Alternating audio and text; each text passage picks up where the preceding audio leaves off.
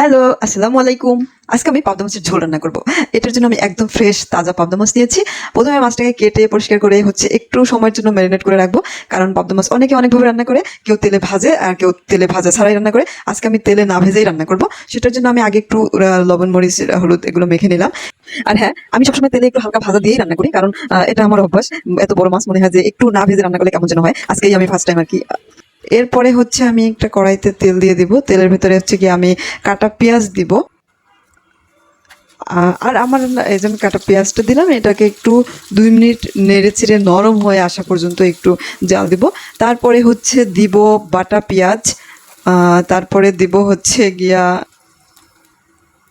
২ minute অপেক্ষা করার পরে আমি দিলাম বাটা পেঁয়াজ। তারপরে দিব বাটা রসুন, বাটা আদা, রসুন বাটা দিলাম। এরপরে দিব আদা বাটা।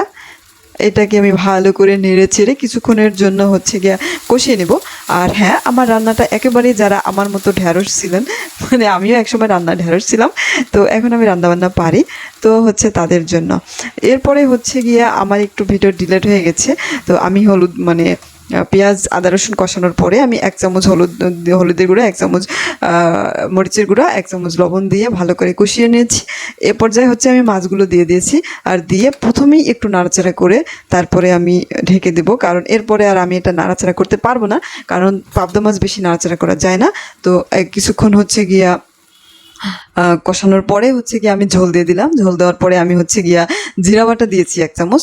এ পর্যায়ে আমি টমেটো দিয়ে দিলাম। টমেটো দিয়ে ঢেকে আমি কিছুক্ষণের জন্য জাল দিব এটাকে।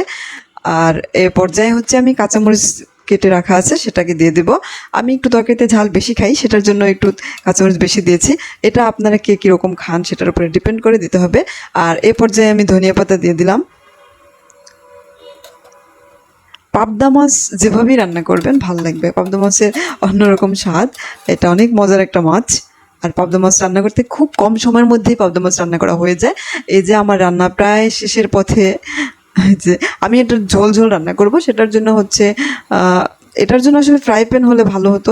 আমার এই পাতিলটা একটু মানে অন্যরকম, তো এটাতে আসলে মনে হয় ঝোল একটু বেশি বেশি লাগে। তো আমি আরেকটুখানি জাল দেবো, তারপরে আমি এটাকে উঠিয়ে নেব। আমার রান্না প্রায় কমপ্লিট। এই যে দেখেন কালারটা কত সুন্দর আসছে। পাবদা মাছের ঝোল কিন্তু কি যে মজা! এই যে দেখেন কত সুন্দর লাগছে দেখতে। এটা আসলে দুইভাবেই রান্না করা যায়, আর দুভাবেই রান্না করলে ভালো লাগে। Thank you so much. আল্লাহ হাফেজ, বাই বাই, টাটা।